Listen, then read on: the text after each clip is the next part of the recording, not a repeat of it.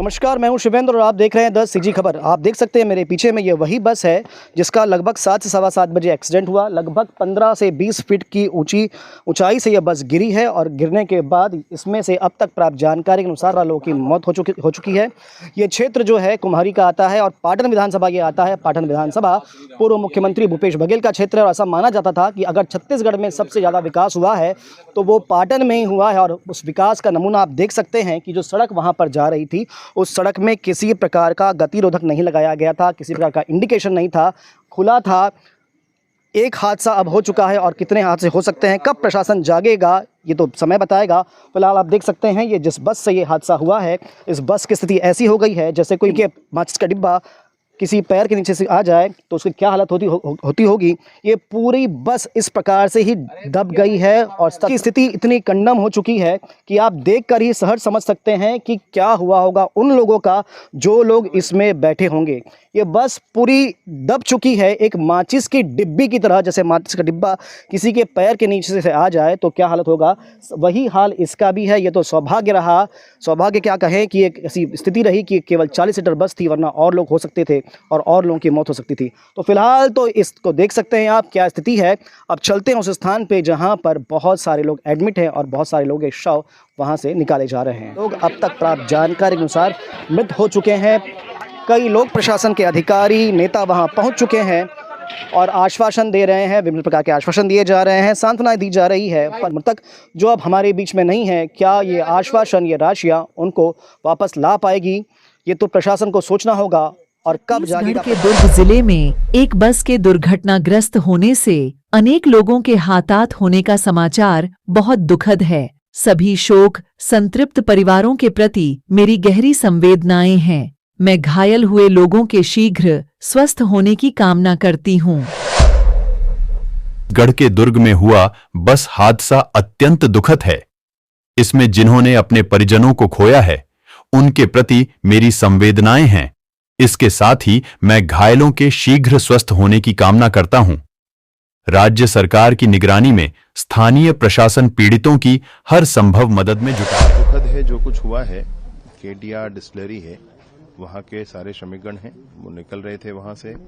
ऐसे स्थान बताया गया कि उसमें रास्ते के दोनों तरफ 20-20 फीट लगभग गड्ढे हैं मुरुम की खदान होने के कारण, और वहीं से बस निकल रही थी। ऐसा करते हुए उनको 10-20 सालों से वो ये कर रहे हैं, लेकिन आज बस स्लिप हो गया और नीचे गिर गई बस।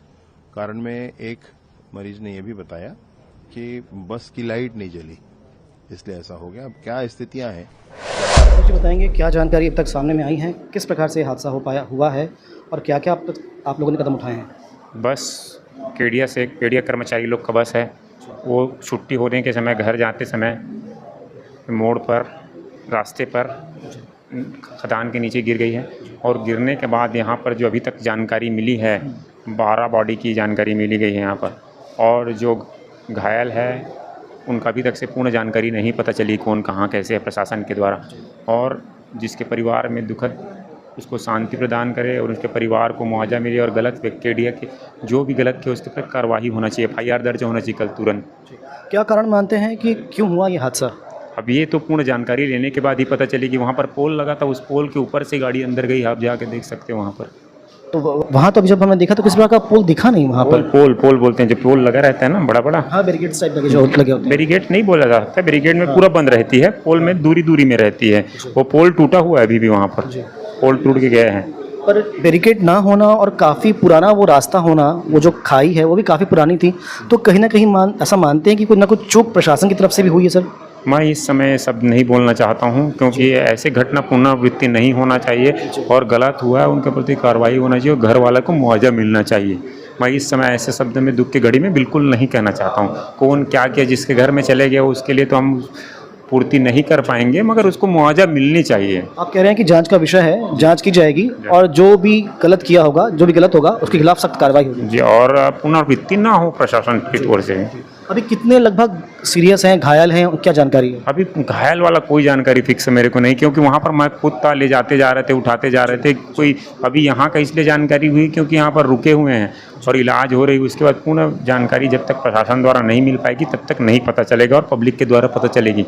आज जो मिस हैपनिंग हुई है और उस दुर्घटना में अभी जो पूरा दोनों तीनों हॉस्पिटल से सारा घायलों और उन लोगों का मिलान करने के बाद जो अभी अंतिम फिगर आया, जो थोड़ा कन्फ्यूजन चल रहा था, टोटल 12 मृतक हैं अभी, जिसमें 3 महिलाएं और 9 पुरुष हैं।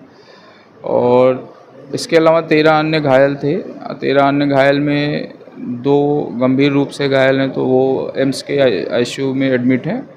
बाकी 8 और लोग जिनकी ऐसा लग रहा था कि थोड़ा उनको और अच्छा उपचार चाहिए, तो उनको भी अभी हमने एपेक्स से एम्स में शिफ्ट किया है। तो टोटल 10 घायल एम्स में एडमिट हैं अभी के समय में, और 3 जो घायल जो माइनर इंजर्ड हैं उसमें से एक एपेक्स हॉस्पिटल में है, जिनके परिजन उनको वहीं रखने के लिए सहमत हुए कि यहीं रहेंगे, और 2 घायल जो हैं वो ओम हॉस्पिटल यहीं पे कुमारी में है, उसमें हैं, और उनके भी परिजन मतलब इस पे थे कि इनको यहीं रखना है। तो टोटल 13 घायल और 12 की डेथ हुई।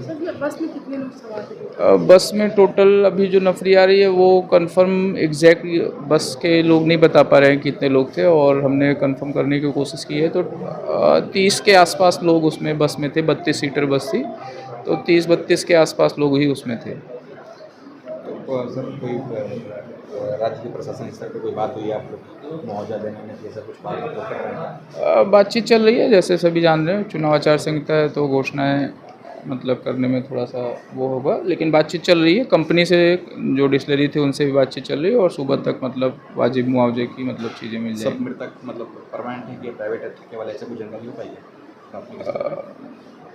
ये अभी क्लियर नहीं है कि कौन परमानेंट कर्मचारी था और कौन सर, प्राइवेट। जिस तरीके से रास्ते में लाइट नहीं है, यहाँ पर डेंजर जोन है, तो वहाँ पे संकेतक मिल जाएंगे आने वाले समय सुधार की क्या इसमें गुंजाइश है? दुर्घटना पे वो अलग एक कमेटी बना के, जो रोड एक्सीडेंट पे हम लोग जनरली करते हैं, और ये बड़ा एक्सीडेंट हुआ है तो इस पे निश्चित ही है कि मतलब हम इसकी पूरी मतलब जांच करेंगे, और जो भी है, जो भी गलतियां हैं रोड से लेके, रोड मैकेनिज्म से लेके, लाइट से लेके, ड्राइवर से लेके, गाड़ी से लेके, वाहन से लेके, जो भी चीज़ें निकल के आ रही हैं उन सब की जांच करके कल मतलब 2 दिन में रिपोर्ट प्रस्तुत करके उस पर वाजिब कर।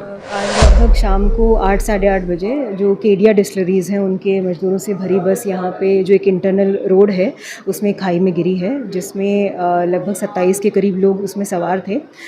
12 लोगों की अभी तक डेथ हो चुकी है। बाकी के 15 लोग अभी अस्पताल में एडमिटेड हैं। कुछ लोग ओम हॉस्पिटल में हैं, एक एपेक्स हॉस्पिटल में है, बाकी सभी के सभी को एम्स रेफ़र कर दिया गया है। उसमें 2 ICU में है, स्टेबल कंडीशन में है, बाकी सभी नॉर्मल ठीक स्थिति में है। एम्स के डायरेक्टर से हम लगातार संपर्क में हैं, वो उनको बेस्ट पॉसिबल केयर अवेलेबल करवा दे रहे हैं।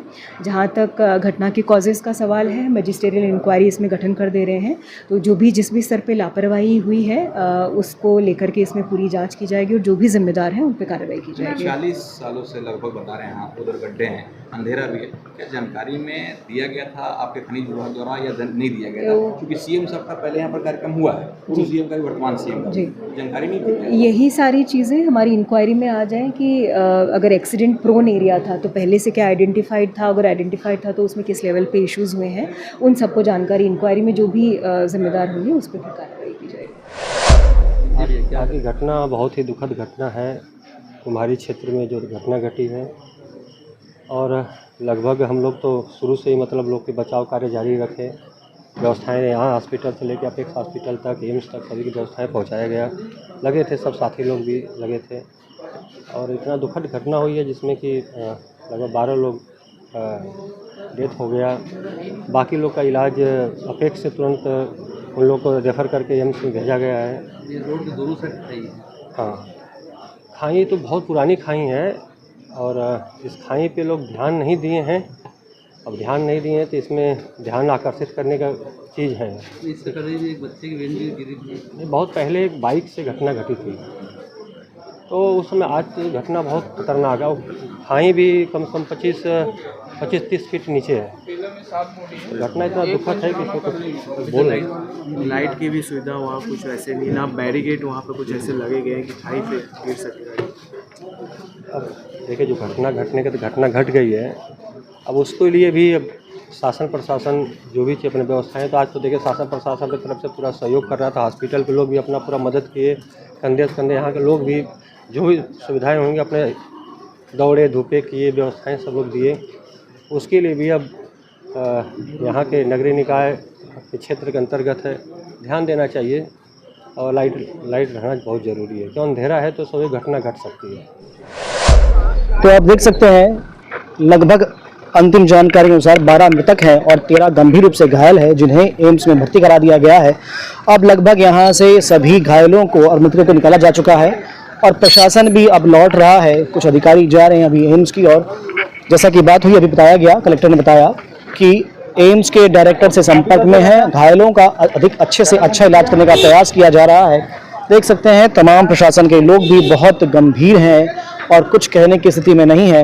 बताया जा रहा है कि जांच की जाएगी और जांच के बाद ही कुछ कहा जा सकेगा कि क्या था घटना का कारण, और उसके बाद ही तय किया जा पाएगा कि कितना मुआवजा उनको दिया जाएगा। फिलहाल खबर के लिए बने रहें द सिटी खबर के साथ।